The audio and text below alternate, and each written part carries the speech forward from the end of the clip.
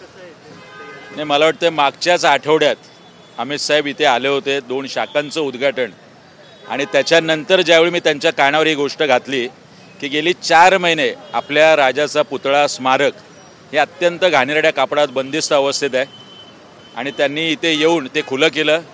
संपूर्ण महाराष्ट्रातलं राजकारण आणि समाजकारण त्यामुळे ढवळून निघालं. ज्या मोगलांच्या तावडीतून आपल्या राजाने या रयतेची सुटका केली त्याला बंदिस्त पाहून अमित साहेबांच्या सुद्धा भावना अनावर झाल्या.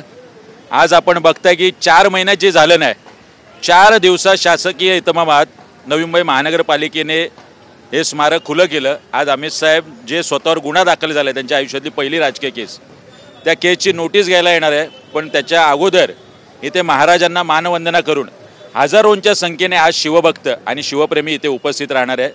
त्यांच्या उपस्थितीत आज महाराजांना अभिवादन करून अमित साहेब नेरूळ पोलीस स्टेशन येथे जाणार आहे. धन्यवाद.